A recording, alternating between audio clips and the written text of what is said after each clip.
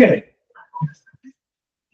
So the purpose of this, hello, Jenna.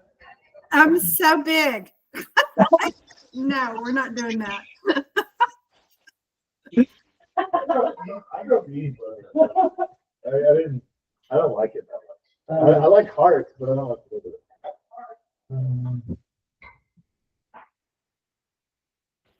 But Jenna, it helps if I start doing the presentation. It helps make you smaller that way. Thank you. Okay. So the reason that I started this system was a way that I can keep in touch with my seller clients regularly, not just on a Monday list track or simple text message. I wanted to be able to have constant communication because it keeps sellers calm, especially when their house is just sitting. In a market where we have more homes for sale than in 2019, it's imperative that we stay in touch with our clients. So I feel like twice a week communication is minimum. Keeping a seller informed about current market conditions is your minimum due diligence, and it also shows your professionalism. Keeping each of your listings in the micro market that they are in the front of your mind gives you an advantage when it comes to negotiating on behalf of your seller. Does that work? Gotta get the right thing here. That'll work. So the first thing that I say to do is to set up a list track. It's on the main landing page for MLS.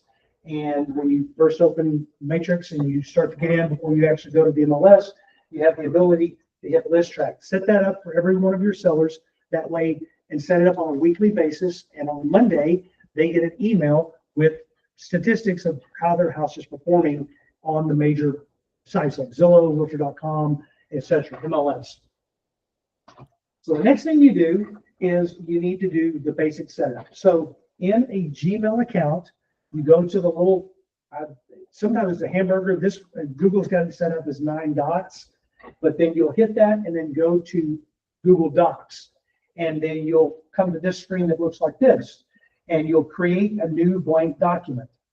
So from there, this is my basic formatting that I use for my sellers, is I put the date, and then I take next and write in next update, put Zestimate, RPR value, my estimate, comps, showing stats for the zip code, showing stats for the neighborhood, then broker bay, and then Zillow traffic. And that's my template that I use on all of the documents for each house that I'm going to list. That's just so, and then I just copy that like to the next sheet below when I start a Google Doc, and I'll show you what that looks like in just a second. Then we need to jump over to MLS. So in the MLS, the showing service and the CDOM as columns. To install those, well, once you click the column in MLS, you can click a column and it'll say add column, and you add CDOM, add showing service. Those are the two things that you add. Once you have those on your MLS, click that little gear icon and save this view as your default. I've been nothing. That's why it keeps changing. I haven't been saving as default. Same as default. Yep. Okay. So then I'm going to run the comps. Now, most appraisers will tell you that the comps are going to be in a subdivision. So general appraiser rules from the federal government say that if you have 6 comps in a subdivision, he has to use it. He or she has to use it. So these are the criteria that I'm using for ArborCrest. ArborCrest is our sample property. It's a house that I'm going to be taking pictures of this Friday.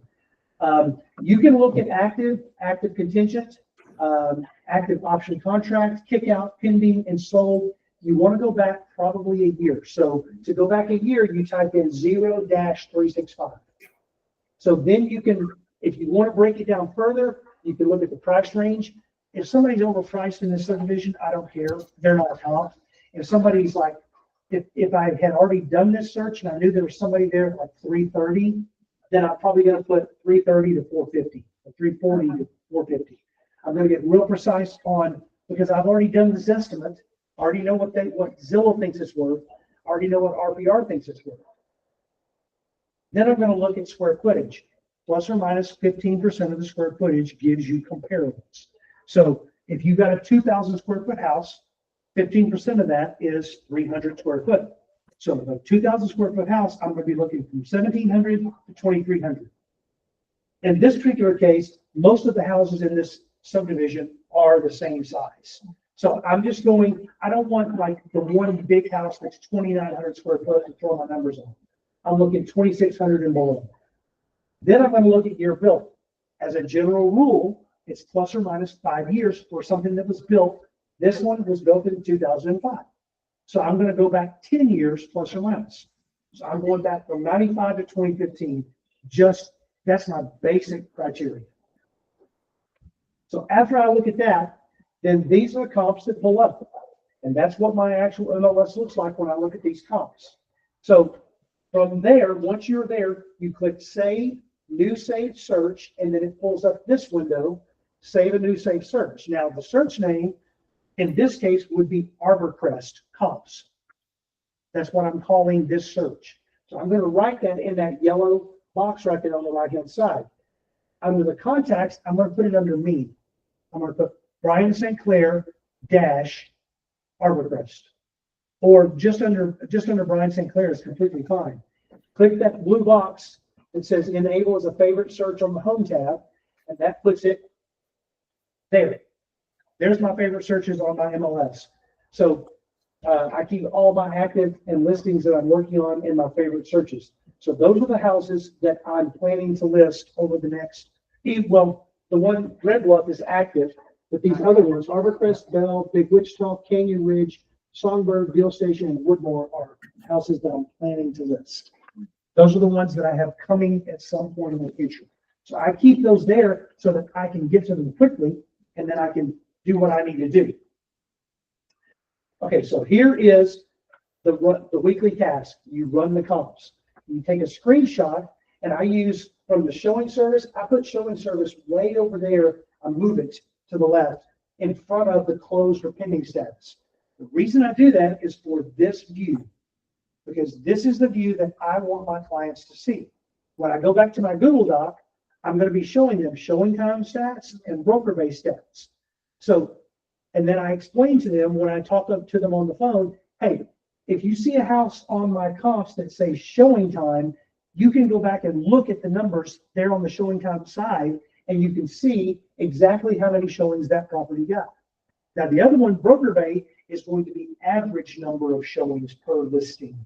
That's the one caveat that Broker Bay has, and you can't get neighborhood specific. It's only zip code specific. But at least we can see what's going on Broker Bay in the zip code. So that's why I put those there.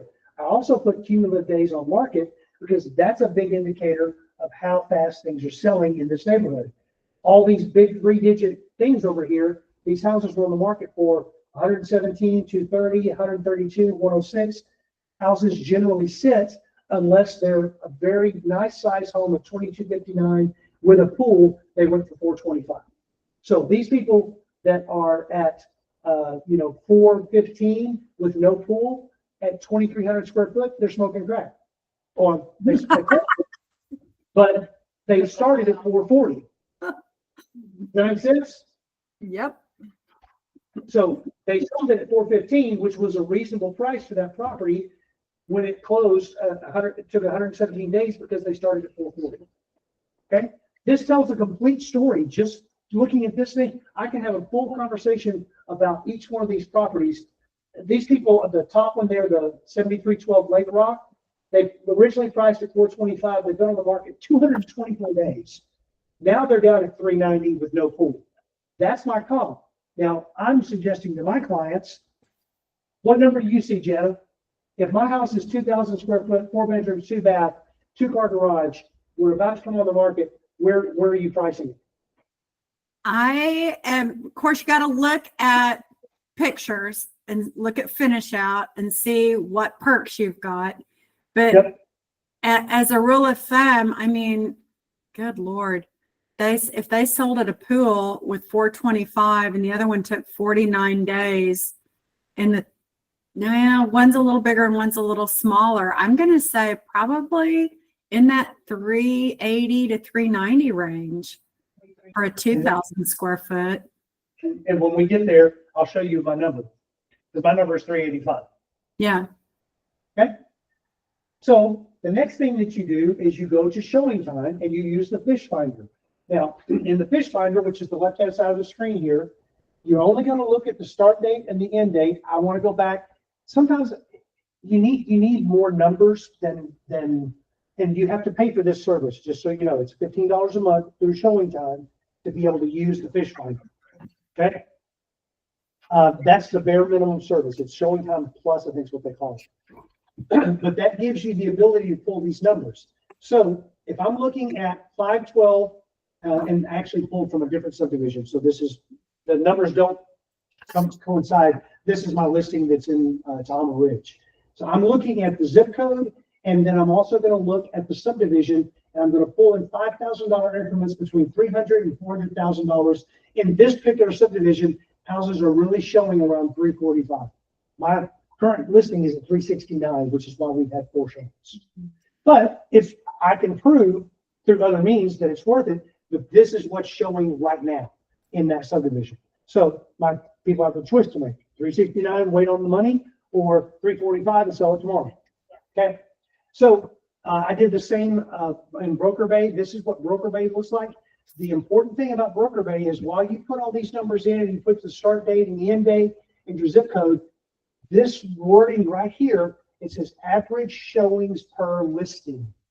These are actual showings. These are average showings per listing, but it gives you the price range of where houses are being shown. So the average at 360 to 365, they can see up to 12 showings per listing. But at 369, which is where I'm at here, average is 6. I've had 4. So I'm below average. Why? Now I've got to ask that question. But then I'm going to copy both of those things, screenshot them, and then I'm going to put them into this document. So you'll copy and paste all of your data into this document. So I'll go to Zillow and just pull it up in a different tab, write the estimate, what it is this week. I'll go to RPR, do any adjustments I need to do, and I'll write the value there. Then I'm going to write my value here. I'm going to take my comps, take a picture of that. I want to put it right there in that comp section. Sometimes when you paste into Google Docs, I'm going to actually jump over and show you what it looks like very quickly. I should know this. Is there a reason why a house they only list it on one or the other showing or Broker Bay? Is there a reason why? Yeah. Broker Bay is free. Showing time, you have to pay for to be a listing agent. So some people use showing time. Janet prefers showing time. I use Broker Bay because most of the people in the office use it, but I do have showing time plus. I didn't know if that had anything to do with Not really. that. It's just either. Okay, so share this tab instead. So here is my Arbor Crest, and you guys should be able to see this. So this is the house that we were talking about in the hills of Lake Country. So this is my update from May the 29th. My estimate was 362.5. My RPR value is 397.8. Minus was 385, and those comps have not changed in the last 11 days. Exactly the same. So, and that's completely fine. Doesn't really affect us, but it gives us a really good comparison that nothing has changed in that subdivision.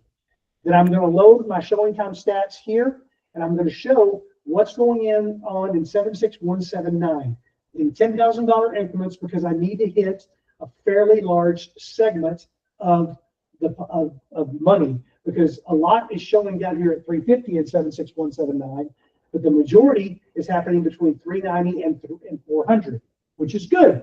But then if I go down a little bit and pull the exact stats for Lake Country in the last 30 days, you can see that $10,000 increments, more is showing in Lake Country between 400 and 425, which gives me a great argument of this is where the showings are occurring at 400, but at 385, how much more appealing are you to a 400 buyer? They're saving money. So I've proven that the 385 is the price point based on the comps. I can show them where the listings are happening in showing time, but there's only that one house. Then I'm gonna look at Broker Bay, and I'm gonna say, in Broker Bay, I'm looking at a $5,000 increment between 350 and 425 from May the 1st through May the 29th. What's happening? Average number of showings down in that 385 price point is very good. There's also some activity at 405 to 410 and 415 to 420, but we're not in those price ranges. We've shown those houses that were priced at 4.25 sat there for 224 days. You might get showings, but you're not going to get sales. So this is the price point that I need to be at. 385 to 390 is the best part under the $400,000 mark. So I've proven to them this week that is exactly where they need to be. I'm going to jump to another one real quick because this one has something that I've just started adding in Zillow. So do the exact same thing for this listing. Do all of my stuff. I didn't do an estimate on this one because it's already listed. But there's the comps. We're in the comps as well. And then I'm going to look at showing stats for 76177 right here. This one right here is 76177. Here is Tahoma Ridge. And you can see that there's only been 8, 9, 10 showings total in our price range since in all of the month. So it's not a hot neighborhood. So I need to prepare my people. Hey, we're probably not going to get a lot of showings. Then I go to Broker Bay, do the same thing there, and show them that because now we're priced at 369, which is in this one right here. But if we were priced at 365, which will be my next conversation, hey, let's go to 364.9 because that's where the majority of activity is occurring. But then I'm going to go down here and I pull Zillow traffic. On the backside of Zillow, when you go in and to your Zillow profile, you can go to your listings and you can see the traffic for your listing. So I pull that information from them, take a snapshot of it so that they can see they've had 45 saves out of 778 views. So there's not a lot of people looking at Tahoma Ridge in that price range. Does that all make sense? Okay. Very good. Let me jump back to this slide. So that's copy and pasting all that data into your Google Doc. So then inside Google Docs, you need to click the share button and it's going to pull up a window that looks like this. And you need to click anyone with the link.